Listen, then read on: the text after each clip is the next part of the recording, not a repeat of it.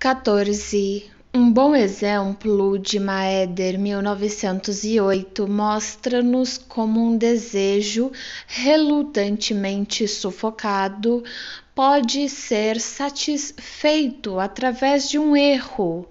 Um colega que tinha um dia livre queria desfrutá-lo sem ser molestado, mas tinha que fazer uma visita a Lucerna, coisa que não era de seu agrado. Depois de uma longa deliberação, resolveu ir até lá assim mesmo. Para se distrair, passou o trajeto de Zurique a Arth-Goldau, lendo os jornais.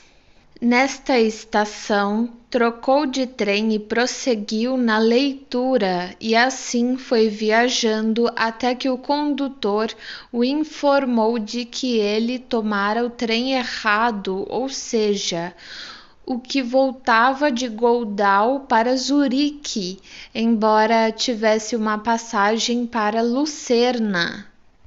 15. Uma tentativa análoga, se bem que não inteiramente exitosa, de ajudar um desejo suprimido a se expressar pelo mesmo mecanismo do erro foi descrita pelo Dr. V.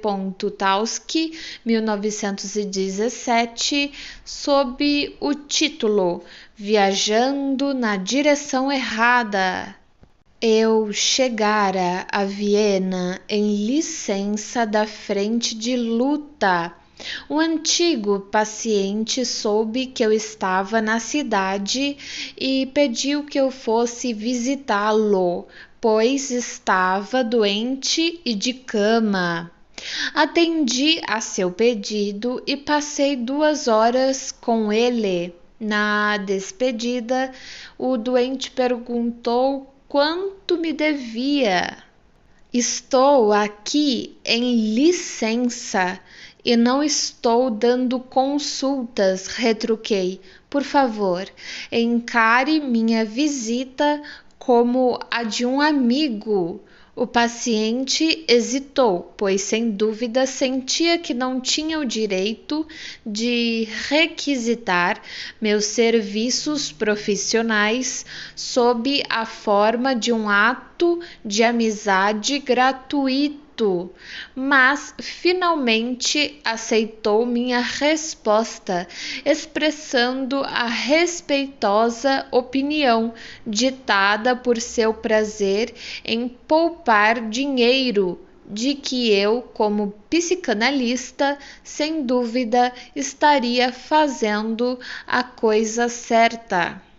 Alguns momentos depois, eu mesmo suspeitei da sinceridade de minha nobreza e, repleto de dúvidas, travessão que dificilmente admitiriam mais de uma solução, tomei um bonde da linha X. Depois de uma curta viagem, eu deveria passar para um bonde da linha Y.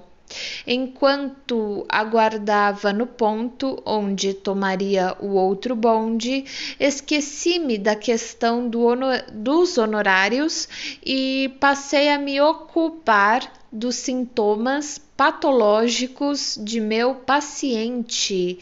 Entre mentes, chegou o bonde que eu aguardava e subi. Mas na parada seguinte tive que descer novamente. É que por engano e sem me aperceber, eu havia tomado um bonde da linha X e não da linha Y, e seguira na mesma direção de onde acabara de partir.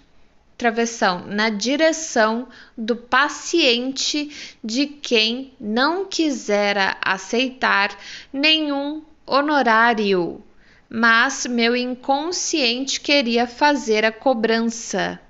16. Certa vez eu mesmo tive êxito num extrato estratagema muito semelhante ao do exemplo 14. Eu havia prometido a meu rigoroso irmão mais velho que nesse verão lhe faria a visita devida há muito tempo numa cidade inglesa beira-mar. E como o tempo era escasso, prometer ainda seguir pela rota mais curta e sem interromper a viagem em lugar algum. Pedi um adiantamento de um dia para passá-lo na Holanda, mas ele achou que eu poderia adiar isso para a viagem de volta. Assim, viajei de Munique via Colônia para Rotterdam, travessão Hoek van Holland, de onde o navio partira à meia-noite para Harwich. Eu tinha que fazer uma baldeação em Colônia. Ali deixei meu trem para tomar o expresso de Rotterdam, mas não conseguia encontrá-lo. Perguntei a diversos funcionários da estrada de ferro, mandaram-me de uma plataforma para outra. Entrei num clima de desespero exagerado e logo me apercebi de que durante essa busca infrutífera eu havia perdido o trem. Depois que isso me foi confirmado, considerei se deveria pernoitar em Colônia, depondo em favor disso, entre outras coisas, a devoção filial, pois, segundo minha velha tradição de família, meus ancestrais haviam um dia fugido dessa cidade durante uma perseguição aos judeus. Mas decidi-me por outra coisa. Viajei num trem posterior para Rotterdam, onde cheguei tarde da noite e assim me vi obrigado a passar um dia na Holanda. Esse dia trouxe-me a realização de um desejo acalentado há muito tempo. Pude ver as magníficas pinturas de Rembrandt em Haia e no Rijksmuseum em Amsterdã. Só na manhã seguinte, quando viajava de trem pela Inglaterra, pude concentrar-me em minhas impressões.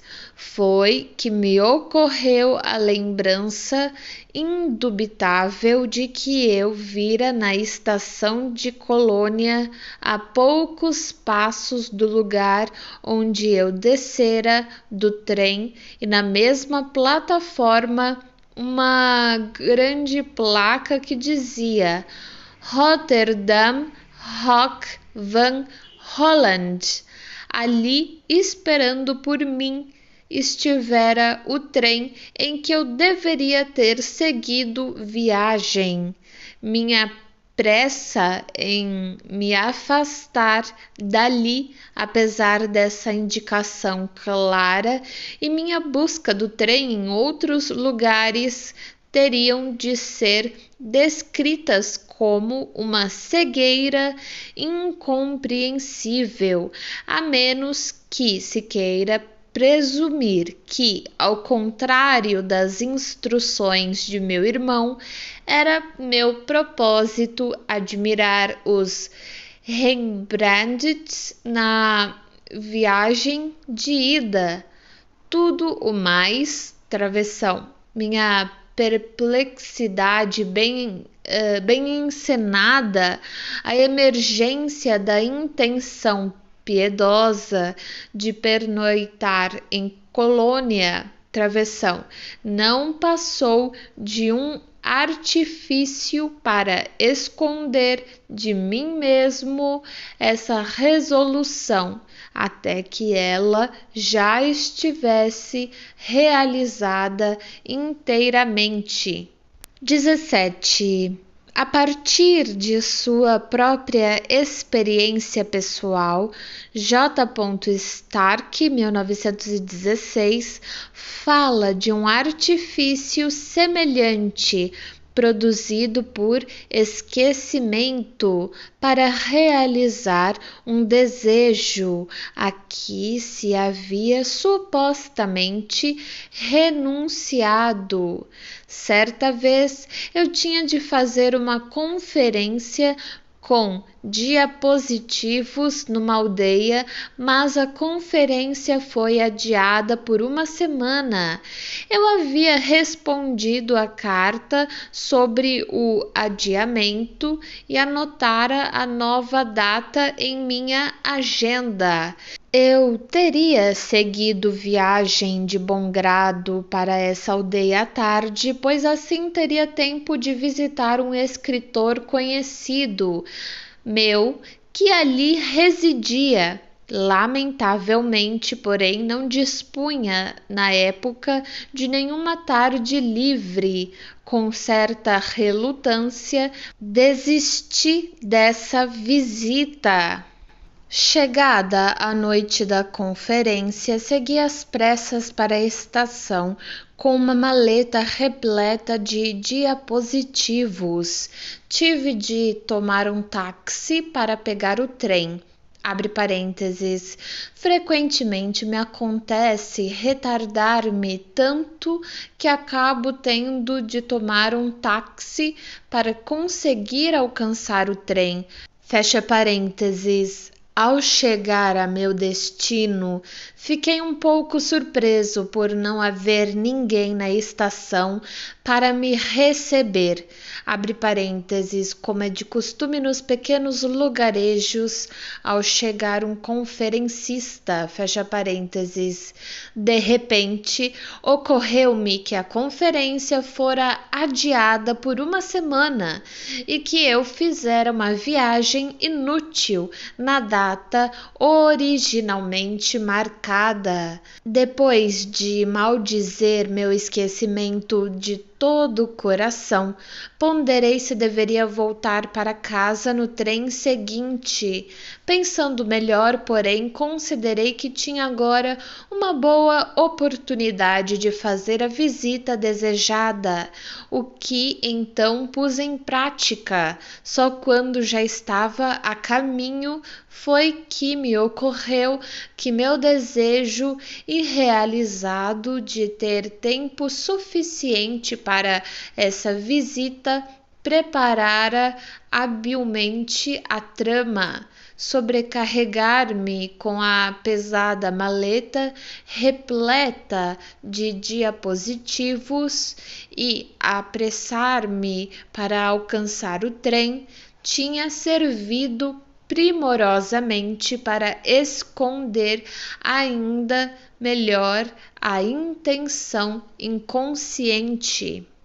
Talvez se possa pensar que a classe de erro que aqui não esclareci não é muito numerosa ou particularmente significativa, mas deixo como uma questão a ser pensada se não haverá razão para estender esses mesmos pontos de vista à nossa avaliação dos erros de julgamento, incomparavelmente mais importantes cometidos pelos seres humanos na vida e no trabalho científico. Só aos espíritos mais seletos e equilibrados parece ser possível preservar a imagem da realidade externa, tal como percebida da distorção a que ela costuma ficar sujeita em sua passagem pela individualidade psíquica daquele que a percebe.